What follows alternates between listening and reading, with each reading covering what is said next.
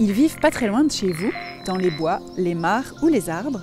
Vous en croisez certains tous les jours, d'autres plus timides se cachent farouchement dans la nature. Vous pensez les connaître, et pourtant, ces animaux sauvages ont leurs petits secrets que nous vous invitons à découvrir avec Thierry Tancret, animateur nature au département du Nord et ornithologue passionné et passionnant. Ch'tite-bête, le podcast du département du Nord qui vous emmène au cœur de nos espaces naturels à la rencontre des secrets des animaux sauvages. Aujourd'hui, Thierry m'a donné rendez-vous au bois de la Tassonnière à Sizouin. Ce poumon vert, situé au sud de la métropole lilloise, est un magnifique boisement géré par le département du Nord. Ici, les vieux chênes côtoient les hêtres et les charmes et offrent un parfait terrain de jeu à un petit mammifère que l'on surnomme l'acrobate de la forêt. Bonjour Thierry. Bonjour Perrine. Aujourd'hui, tu nous emmènes à la découverte de l'écureuil roux.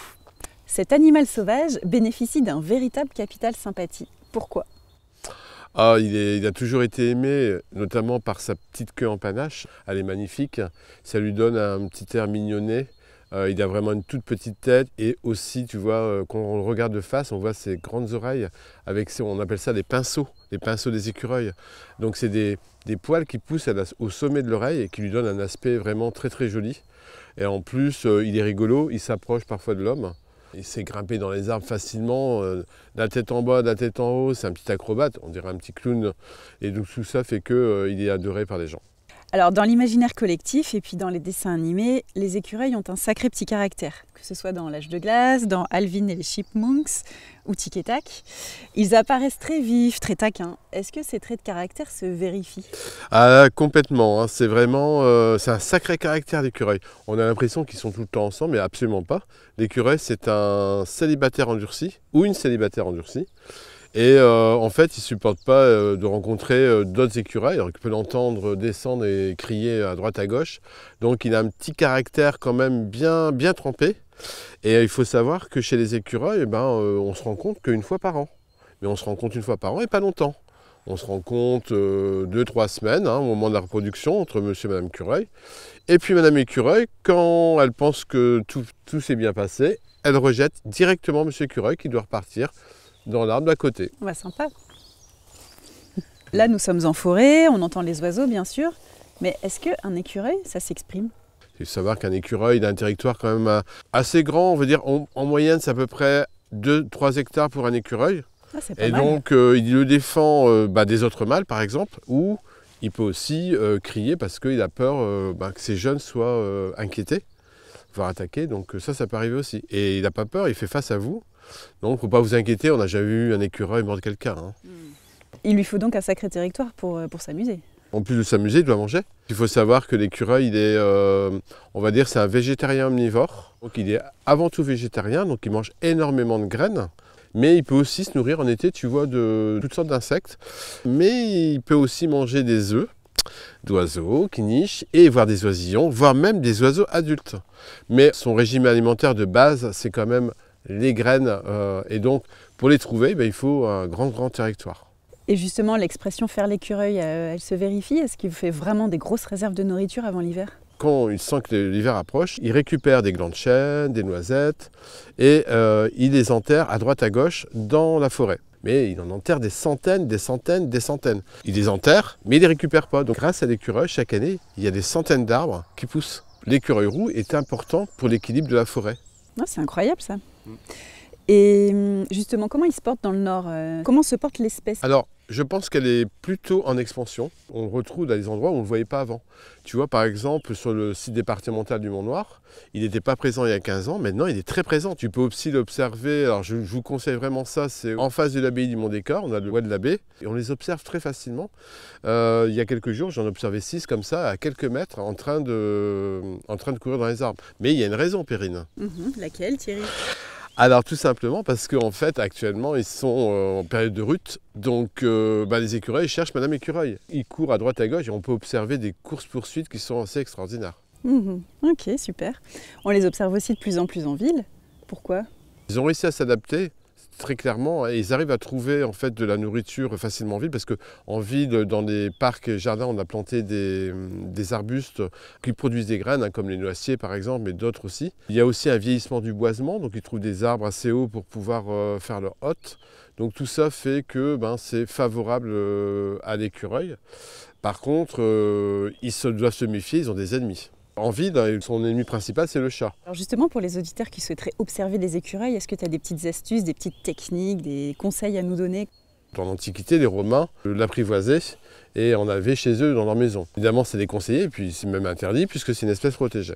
Après, on peut l'observer facilement. Il s'habitue à l'homme. Il va vite comprendre qu'on n'est pas là pour l'embêter et donc il va vite s'approcher. Pour en avoir chez soi, il faut aussi lui donner de la nourriture. Il est très attiré par les noisettes. Il adore ça. Et alors, donc, ces petits distributeurs de noisettes, il y a un petit clapet. Donc, les oiseaux ne peuvent pas l'atteindre, mais lui va soulever le clapet et prendre les noisettes et partir. Donc là, vous pourrez facilement le voir. Et alors, une question qu'on ne peut pas évincer, la queue de l'écureuil, à quoi elle sert? La queue de l'écureuil est très très importante, elle fait 21-23 cm. En fait, elle a plusieurs rôles. Elle a un rôle très important pour lui parce que tu sais qu'il grimpe dans les arbres à des fois plus de 10 mètres, 20 mètres de hauteur. Il peut sauter jusqu'à 4 ou 5 mètres entre chaque arbre et donc sa queue lui sert de balancier. Et en fait, c'est vraiment ce qui lui permet de ne pas tomber et il s'en sert aussi pour bien se protéger quand il s'endort. Eh ben alors justement, raconte-nous s'il te plaît les petites manies de l'écureuil. Comment il vit au quotidien? C'est vraiment un petit casanier. En fait, l'écureuil, il est un peu comme nous, enfin surtout comme moi d'ailleurs. Il se couche très tôt et il se lève au lever du jour quand le soleil est bien levé. C'est-à-dire que la nuit, il dort. Il dort toute la nuit. Et il dort dans les arbres alors? Alors, il dort dans les arbres et dans sa fameuse hotte d'écureuil. C'est une forme de boule en fait. Elle est composée de brindilles, des fois d'écorce ou de lanières d'écorce. À l'intérieur, il met de la mousse.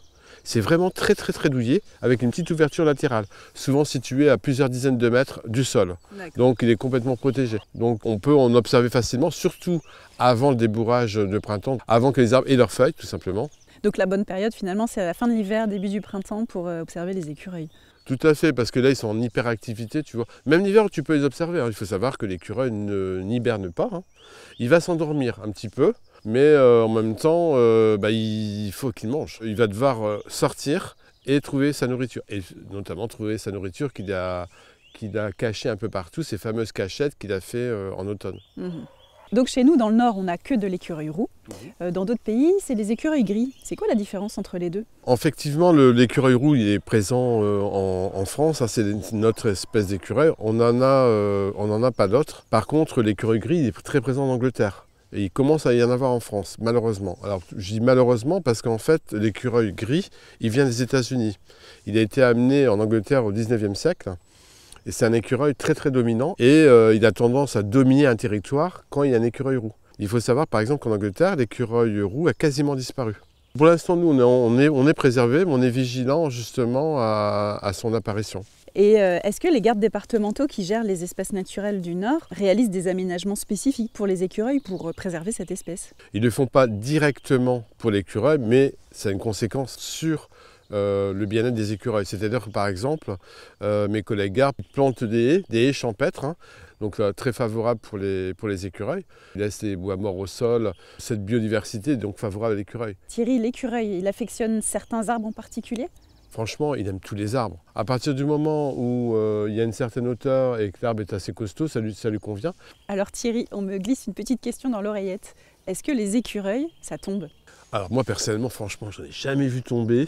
Peut-être les très très jeunes, mais ils ont une telle habilité à sauter. Tu sais qu'à la base des avant-bras, ils ont une petite membrane de peau qui est un peu développée. Elle est un peu similaire aux fameux écureuils volants qu'on retrouve en Lituanie et en Estonie, qui sont leurs cousins. Et ça les aide quand même quand ils sautent, en quelque sorte, à voler. Eh bien merci Thierry, encore une fois c'était passionnant. Mais avec grand plaisir, Perrine. Nous nous retrouverons pour un prochain épisode à la découverte des animaux sauvages du Nord.